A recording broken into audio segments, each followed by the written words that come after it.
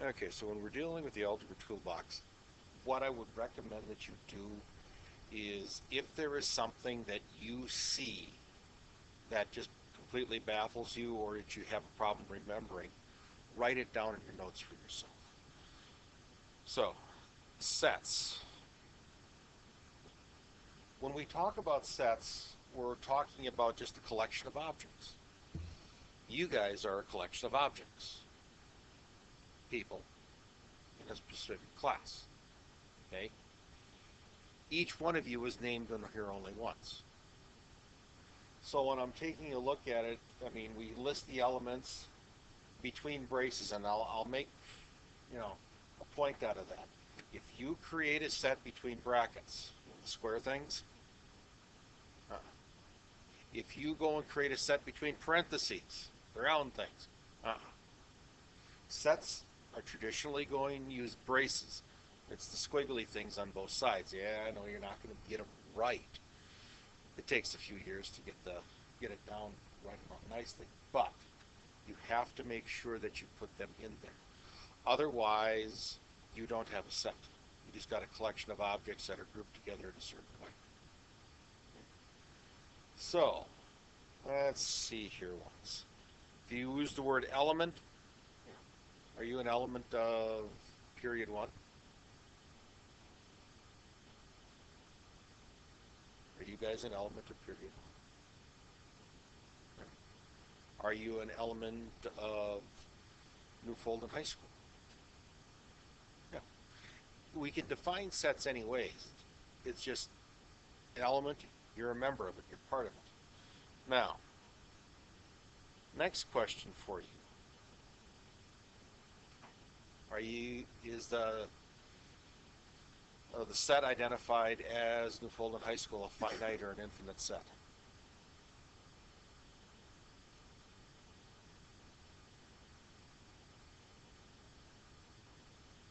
Finite.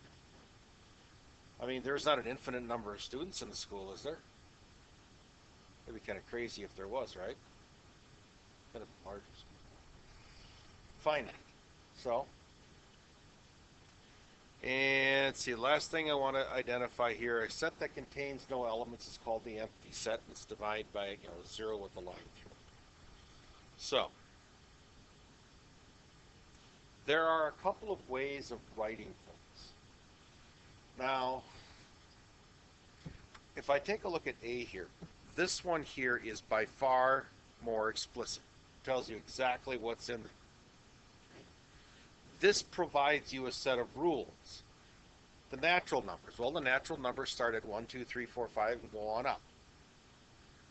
X less than 7, so they're identifying all the natural numbers that are less than 7. If you have a small number of items or elements of the set, just listing them out is probably the easiest way of dealing with it rather than creating a rule for it.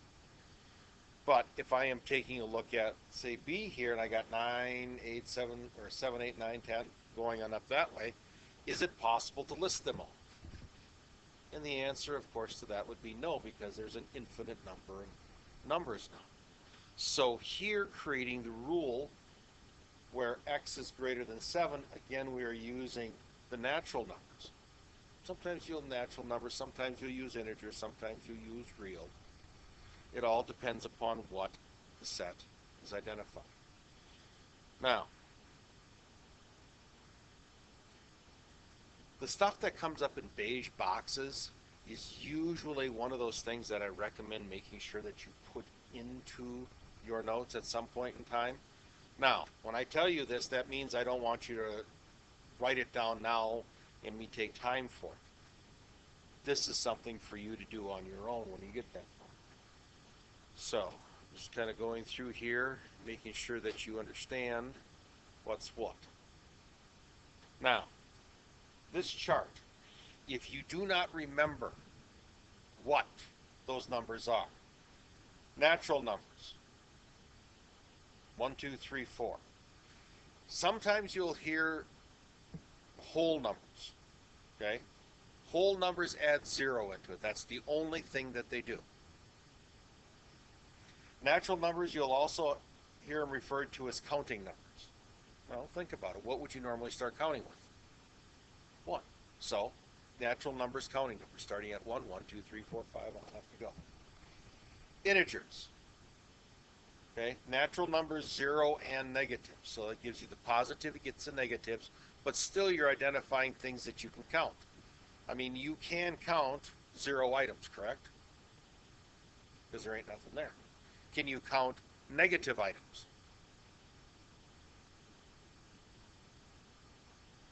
Sure you can. Give it a few months and we'll be counting negative items. Negative what? Temperatures, wind chills. When I had you guys earlier in your careers as students, we talked about positive as being money you have, negative as money you owe. Okay? So depending upon how you interpret a situation, you can apply positives and negatives, use it for counting, go on from there.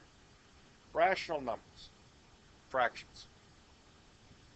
If you can make it look like a fraction, it's a rational number. Now, people usually get confused and say, well, 3 isn't a fraction. Can I make 3 into a fraction? Yeah, I can put 3 over 1. Okay, and it works out just fine. Irrational numbers. These are the numbers that aren't rational.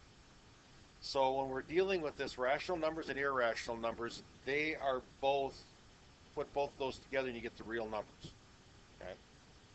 Natural numbers, integers, are all part of the rational numbers. Irrational numbers are things like square root of 2, pi. You know, numbers that come out that are non-terminating, non-repeating decimal numbers. They just keep on going and going and going and going and going and going and going. So how we deal with that here is if I have something that says square root 3, we leave it as square root 3. If it's got pi into it, we don't go and take our calculator and use 3.14 unless we're told to do so. To go and calculate it, you leave it in terms of pi. And this is typical for all mathematics at this stage and beyond, that they will leave it in terms of a radical, leave it in terms of pi, because it is impossible to be exact without it. Because more often than not, the formulas that you will be dealing with have resources in there to deal with the square root, or to deal with pi, depending upon what you're doing. So, let's see. Another number that is going to show up quite a bit, and we will be talking about it later on here, is E. It's 2.71828. Now, it is actually in your calculators, and like I said, when we get to that point in time, I'll show you where it's at and how to deal with it. But again, there are other numbers that you are going to run across out there that exist for whatever reason. Okay. This table here identifies new notation for you. I don't know how long ago it was that they changed this, but when I was going to college, I never remember seeing anything like this, and it had been always the same. I suspect that once they got into using computers to go and typeset all this stuff, that it was easier for them to use a computer keyboard than it was some other things, even though you'll still see the greater than or less than on there. But you don't have to have the underscore on it. This notation here, now this looks an awful lot like a coordinate, doesn't it? When we are talking about the notation, more often than not, everything is going to be in interval notation. You've probably even seen this on your ACT test for those of you that have taken them. It was written out like this, and it's just like, what? I don't know what this means, because you haven't seen it yet. So, interval notation. Interval notation is basically the same as, put that in here, so we got that in there for future reference. You guys are accustomed to seeing this as, hopefully this works, an open circle, okay? So whenever you see parentheses, that's going to be an open circle. So right here, when I'm looking at this is going to be the same as having an open circle at A shaded up to the right. Okay? Bracket. So I got a bracket at A comma infinity. Now, whenever you see infinity, you will not see a bracket next to it, because a bracket implies closed circle. Okay? Is it possible to identify the number infinity? Is it possible to identify the largest number in the world? I mean, after you probably played this game when you were little kids and you finally figured out numbers. And our biggest number is 1,000. Oh, nothing bigger than that. I can always add 1 to it, right? So you identify the largest number that you can. You can always add 1 to it. And for that matter, if you identify the largest number that you can always add that number to it. So infinity is always going to be with a parenthesis. So when you see the parenthesis, open circle. When you see the bracket, closed circle. That's what you're used to seeing on the number line when it was created before for you. So, negative infinity. If we got a positive, we got a negative, right? So when you take a look at this, does it make a little bit more sense to you what you see? So if I take a look at something like this, I got bracket A comma B parenthesis. Well, that means it's going to be a closed circle at A, open circle at B. And it is easier to write these things out than it is to sit there and put the open circle in the closed circle and fill it in. So, questions on what you see there if something is bothering you. But this is something that I would highly recommend that you put into your notes, okay, so that you have it for future reference. Okay? So, and again, we're talking about interval notation. What does it look like? Well, if I got -1 less than or equal to x less than or equal to 2, it's going to look like this. Bracket, -1 comma 2. That's a lot easier to write than it is for this. So if we're looking at a domain or we're looking at a range, we can write it in interval notation because we know it goes from here to there. It's a lot easier than trying to write this -1 less than or equal to x less than or equal to 2. And invariably, people screw this up. They always think that it's got to be a less than on the left side and a greater than or equal to on the right side. You probably have seen somebody write it this way. Say negative, oops, one second, pen, there we go. -1 less than or equal to x, and who knows, maybe you've done the same thing. Okay? You've seen people write this before. You probably made the same mistake. Does that make any sense? Because what you're saying there is that -1 is bigger than 2. Doesn't necessarily work that way. So please just make sure that you understand what that interval notation is going to look like. Algebraic expressions. People tend to misidentify this stuff as equations. There's not an equation. An equation requires an equal sign and 2 different sides that you've got to deal with. These are simply expressions. Okay? These expressions are going to be made up of variables. Okay? Constants. If I take a look at that 7z plus 2, can 2 be a value anything other than 2? Constant, stays there. What's the value of 7z? Darned if I know. If I was told what z was, could I find it? Yes.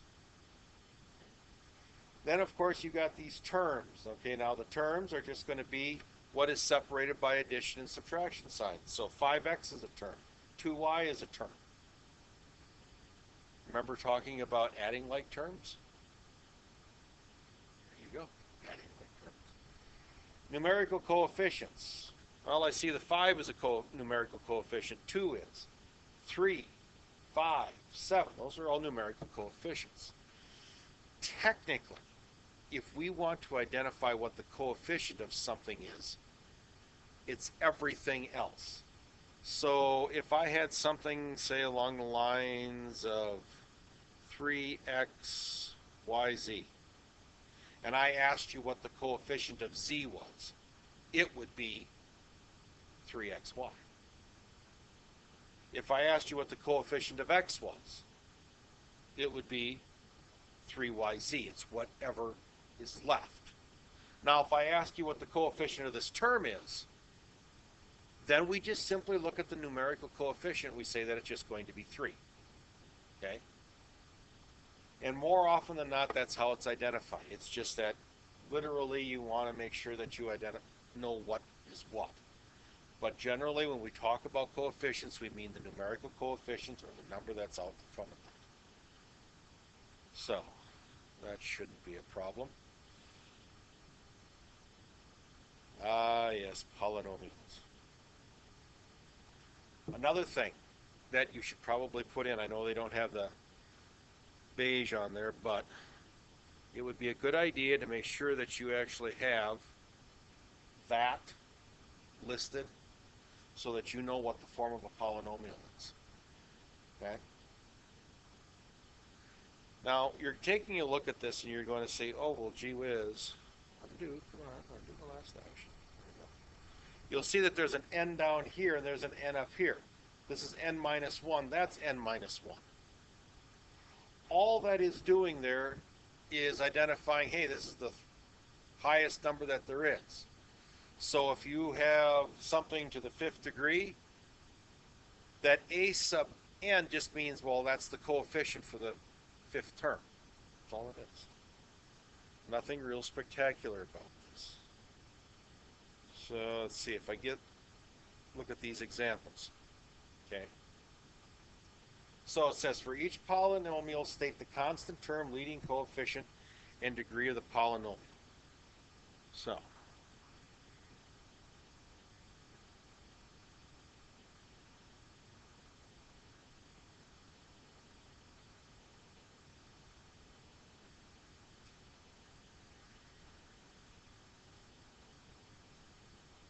okay, so I'm going to take a look here at 5a.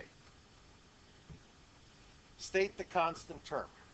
Well, the constant term here, well, it looks like it should be 3, right? Whenever I deal with these, I always want to rewrite these so that I have it in descending order of the exponents. So that means that I want 2x to the 4th. Then it's going to be plus 5x squared minus 8x minus 3.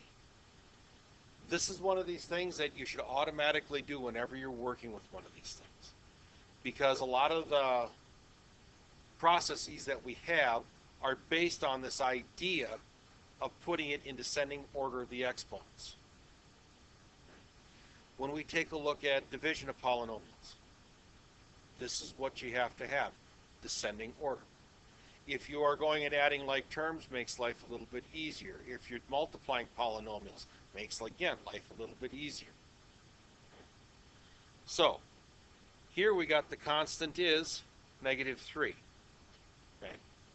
Remember, I told you guys this when we were in geometry, that you will eventually begin to look at those signs not as addition and subtraction, but the sign, positive or negative, of the term that follows it. So you know it's not necessarily minus 3, it's plus negative 3. So, what's the leading coefficient? What's the leading coefficient? In other words, what's the number out in front? 2. Now, the problem with this thing was that when it was written like this, the 5 was out in front. And you go, oh, that's just got to be a 5. But it has to be in this order. If it's not in descending order of the exponents, you cannot identify what the leading coefficient is. So what's the degree of this polynomial then? Well, what's the highest exponent that you see? 4. So that means it's 4. So if I take a look at the next one, I want to do the exact same thing. I want to rewrite it in descending order. So it's going to be 3x to the 6th. Then it's going to be minus 6x cubed plus 5x squared plus 7. So, what's the constant? Well, constant is going to be 7. What is the leading coefficient? 3. What's the degree of the polynomial? 6. By putting it in order, you can identify where all of these things are, like that. So, questions on that one? I got to come up with some harder stuff for you guys to do, right? Okay. All right, removing parentheses. Oh, that shouldn't be a problem for you guys at all. For those of you that have conniptions with the rectangular coordinate system, write it down. X is first, left and right, Y is second, up and down. We will be using graphs. We'll have them beat to death by the time you're done with this class. They're easy stuff. Quadrants are always going counterclockwise, starting up over here where everything is positive. That's always 1. It's 1, 2, 3, 4. Okay. Subscripts just identify, first set, second set, third set, whatever. It's just just a way of moving things between the identification of various things. So when we get to the toolbox exercises, these will always be all the problems that are on them. Okay?